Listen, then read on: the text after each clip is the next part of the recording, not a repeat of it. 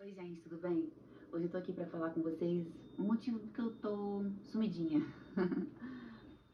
Algumas pessoas já me perguntaram, porque, né, tava mantendo uma constância aqui de falar com vocês e já tem um tempinho que eu tô meio sumidinha. Bom, vamos lá, motivos do meu sumiço aqui das redes sociais. O que acontece? Eu pensei um tempo, se eu falaria sobre isso aqui, se eu gravaria um vídeo, pensei que muitas vezes isso é necessário, e de fato não é necessário, né? Mas assim, vamos dizer assim, eu tô sempre aqui com vocês e gosto de compartilhar as coisas boas da vida, compartilhar nossa rotina de família e, né, a minha vida de dona de casa e muitos de vocês gostam de acompanhar. Eu agradeço o carinho, sempre recebo mensagens. E aí eu pensei, bom, será que realmente eu devo gravar sobre isso? Será que eu devo falar sobre isso? Mas aí eu fui orando, falando com Deus, né? E eu entendi que gravar sobre isso pode ajudar muitas pessoas. Então eu pensei, se pode ajudar uma pessoa, uma mãe, um pai, uma pessoa, então eu acho que esse vídeo já vai ser válido. Porque eu, né, depois que recebi essa notícia, eu me pego muitas vezes é, vendo vídeo de outras pessoas, de outras mães, principalmente, né? Que a gente que é mãe, a gente vai se ajudando, né? Tentando se ajudar umas das outras. E aí eu já me peguei várias vezes assistindo vídeo de outras mães, dando dicas e contando suas experiências. Então, assim, eu pensei, poxa, tantos vídeos desses já me inspiraram. Hoje mesmo eu assisti um que foi tão inspirador, sabe? Então, se eu assisto esses vídeos e me sinto inspirada, eu vejo esses testemunhos e me sinto animada e minha fé renovada para continuar e para ver que Deus está comigo e que com a minha família, com o meu filho, que a gente vai conseguir. Então pensei, bom, vou falar sobre isso, porque eu tenho que me abrir, porque senão depois também eu não vou poder, conforme eu for aprendendo alguma coisa e tiver alguma coisa para passar para vocês, eu não vou me sentir à vontade porque eu não contei para vocês antes. Essa sou eu. Bom, vamos lá, gente, vamos direto ao assunto. É, o nosso filho Isaac, é, bom, mais ou menos tem umas 2 semanas que nós recebemos o laudo da neuro, né? O laudo da neuro de autismo grau leve a moderado, tá? É, mas isso já vem rolando de muito tempo. Você vai falar assim, Marta, mas só tem 2 semanas, você já tava... Não, isso já vem rolando de bastante tempo. Isaac, desde que ele era pequenininho, assim, a gente via algumas coisinhas, mas o pai e a mãe, né? A gente nunca quer achar que o filho tem alguma coisa. Acho que os pais aí alguns vão se identificar comigo. A gente sempre quer achar que é coisa de criança, coisa de bebê. Isaac desde novinho andando na pontinha do pé. Gente, tudo que eu falar aqui pra vocês, sempre, já vou adiantando, sempre vou falar isso, são coisas que eu vivo com meu filho, tá?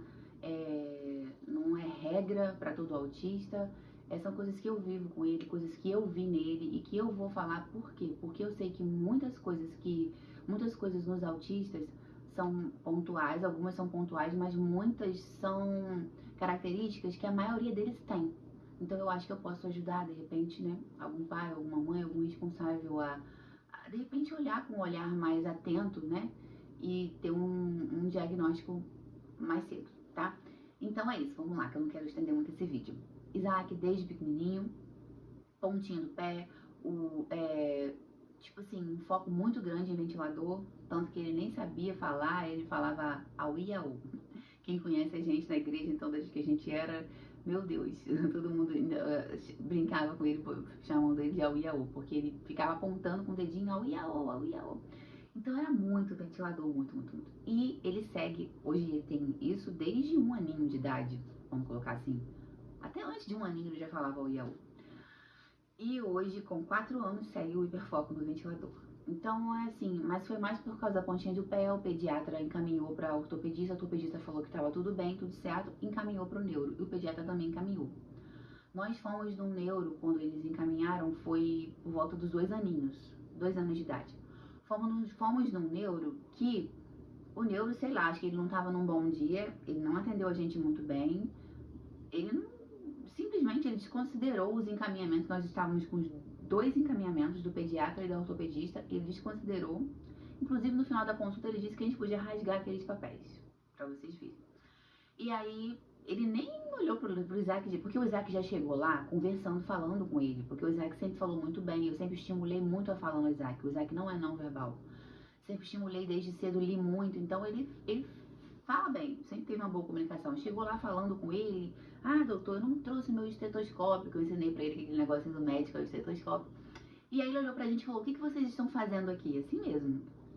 E aí deu, tipo, meio que passou um sermão na gente, falando, olha, não fica olhando essas coisas de internet, não fica olhando Instagram, esse menino não tem nada, é muito novinho. Aí a gente falou a questão que a gente foi encaminhado por causa da pontinha do pé, e falamos que ele, às vezes ele era muito agitado, né, e tinha um temperamento um pouco difícil.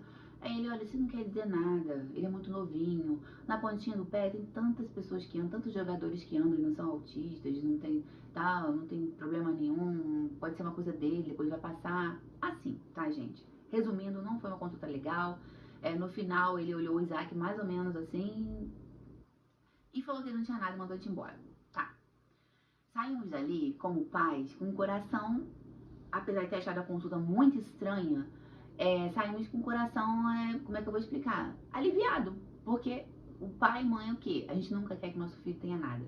Então saímos dali com o coração aliviado, eu agradeci a Deus, eu falei, ai, graças a Deus que meu filho não tem nada. E aí seguimos.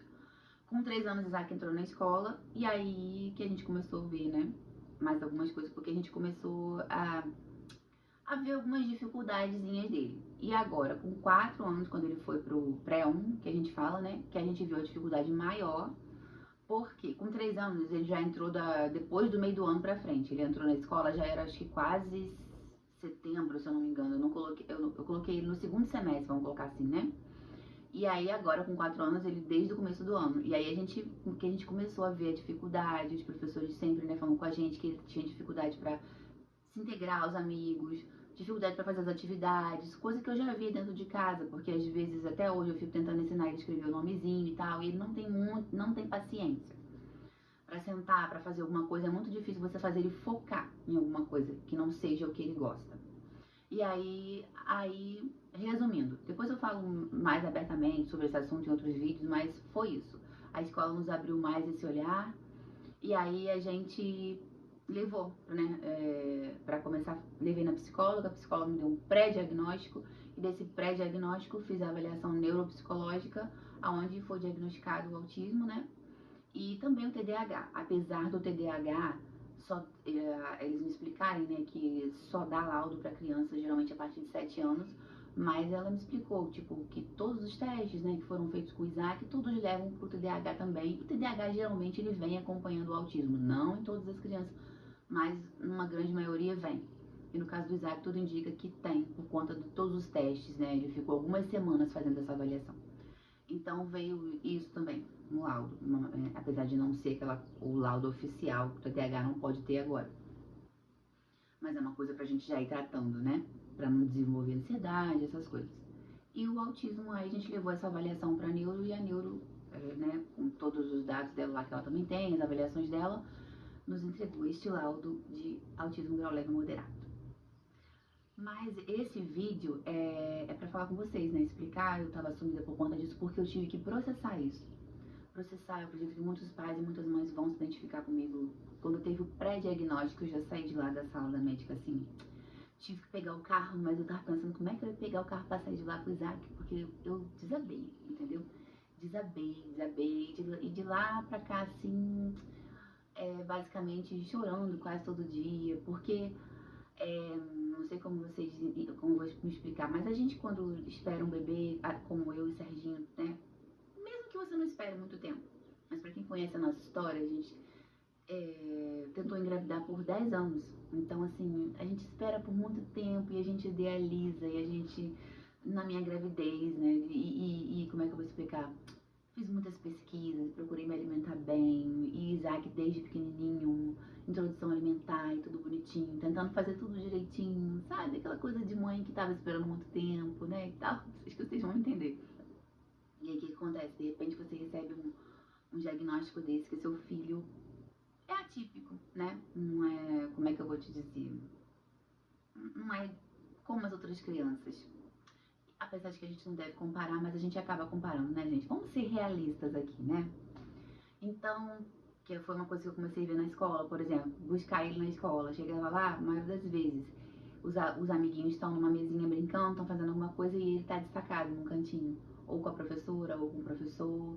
Ele gosta muito de adultos ou crianças maiores. Ele tem muita dificuldade de socializar com crianças do tamanho dele, da idade dele. Ou então ele tá sozinho num cantinho, sabe? É quase sempre assim. Isso é duro pra gente. E quando a gente recebe o diagnóstico, então, que antes a gente fica assim, ah, mas acho que pode ser o jeito dele, né? Mas o diagnóstico veio. Então, gente, o meu sumiço daqui foi porque eu tava processando isso tudo, ainda continuo processando, ainda continuo chorando. Porém, agora eu já consigo falar. Antes eu não ia nem conseguir falar isso com vocês aqui sem chorar. Hoje eu já consigo falar. E por que que eu quero falar assim, primeiro, nesse vídeo mais rápido? É pra dizer pra você, primeiro, não tenha medo.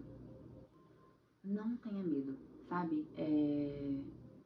Cara, todos os dias eu sinto Deus pegando na minha mão, me fortalecendo. Tem dias que eu penso assim, meu Deus, como vou aguentar? Uhum. Porque o Isaac tem alguns comportamentos, algumas coisas que depois eu posso falar, mas às vezes desencadeia umas crises muito fortes, que toda criança tem, mas no caso dele é mais forte às vezes.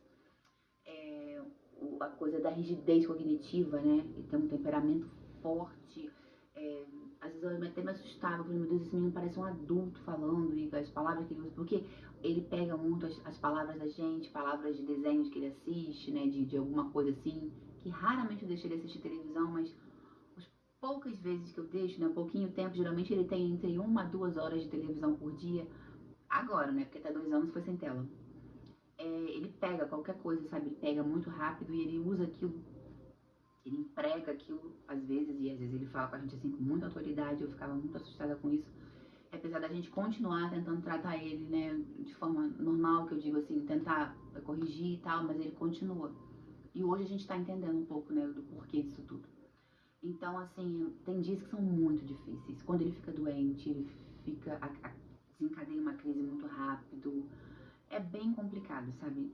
Mas o que eu quero falar pra você, em primeiro lugar, é não tenha medo.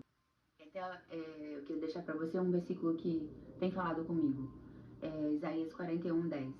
Por isso, não tema, pois estou com você. Não tenha medo, pois eu sou o seu Deus. Eu o fortalecerei e o ajudarei.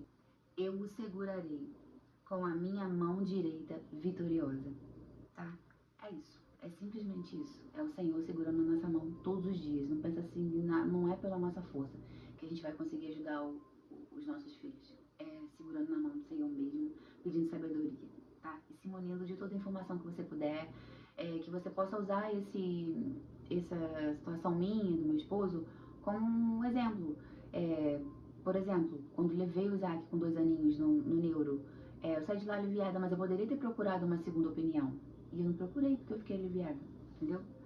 No começo até me culpei por isso, mas hoje eu não me culpo mais porque eu entendo que a gente sempre quer fazer o melhor pelos nossos filhos. Então Deus sabe que, né? E eu tenho certeza de quem eu sou, meu esposo, de que a gente dá o nosso melhor. A gente não fez por mal, né? A gente fez porque na nossa ignorância, a gente achava que estava tudo bem, né? 2 aninhos, ele ainda nem estava na escola. Mas se você puder usar a gente como exemplo, procura uma segunda opinião, tá? Procura uma segunda opinião e para se munir mesmo, porque se for o diagnóstico do seu filho ou de alguém da sua família, você possa ajudar antes, né? O quanto antes. O Zac ainda vai começar as terapias e eu sei que se ele tivesse começado antes, ele poderia estar muito melhor hoje. Mas a gente vai, né, ajudar ele agora. Mas eu tô falando pra você porque às vezes você pode ajudar seu filho ou seu ente querido antes. E é isso, gente. Muitos questionamentos que passam na nossa cabeça. Um deles, por exemplo, que eu fiquei muito assim no começo, meu Deus, como é que vai ser o meu filho? Como é que vai ser o meu filho quando a gente não estiver mais aqui, por exemplo? Não sei se toda mãe pensa isso. Eu e o Serginho, Deus já nos deu o Isaac já, né? A gente demorou, como eu falei, a gente demorou 10 anos pra engravidar. Então nós somos, né? Eu já tenho 42 anos, o Serginho já tá com 48 anos. E eu pensei, meu Deus, como é que vai ser? A gente não vai estar aqui pra sempre com ele. Quem vai cuidar dele? Ele não tem irmão. A coisa de mãe, né, gente? Será que ele vai casar? Será que ele vai ter filhos? Será que ele vai ter uma profissão? Como é que ele vai se desenvolver? eu sei que esses questionamentos devem passar, né, na cabeça de muitos de vocês. E uma coisa que Deus, eu só queria deixar isso, uma coisa que Deus tem ministrado no meu coração todos os dias, eu tô me apegando nessa palavra todos os dias. Né, de pensar, meu Deus, como é que vai ser lá no futuro, quando eu não tiver, quando meu marido não tiver, como é que vai ser? Deus tem falado comigo, olha, quando você não estiver, quando o seu esposo, o pai dele não estiver, se ele não tiver um irmão, eu ainda estarei lá com ele. É isso que Deus tem falado no meu coração, sabe? Deus sempre vai estar com ele. Deus sempre vai estar com Isaac. E aí eu queria deixar essa palavra aqui para você. Deus sempre vai estar com seu filho, em qualquer momento, mesmo quando você não estiver, sabe? Então é isso que a gente tem que se apegar. Não confia na força do seu braço. Faz o máximo que você puder para ajudar seu filho, sua filha. Mas pensa, é Deus em primeiro lugar que vai cuidar dele. Então, mesmo quando ele não estiver, Deus vai cuidar, tá bom? E nisso também Deus falou comigo num versículo da Bíblia, que é Josué 1:9. Não te mandei eu? Esforça-te e tem bom ânimo, não temas, nem te espantes, porque o Senhor teu Deus é contigo por onde quer que andares, tá? E esse versículo eu já deixo direcionado para os nossos filhos, né? Para o meu filho, para o seu filho, para algum ente querido que você tenha, e você tem esse medinho no coração, né? De pensar como é que vai ser quando eu não estiver num lugar que eu não estou. Pensa que o Senhor sempre vai estar com ele. Em primeiro lugar, cubra o seu filho com oração. Cubra de oração né, tente se munir de mais informação que você puder e ensinar, e pensa que o Senhor estará com ele em todos os lugares, tá bom? A gente vai desenvolvendo, conforme eu for aprendendo algumas coisas, eu vou passando aqui pra vocês, mas é isso. Que você fique com essa palavra e tenha bom ânimo.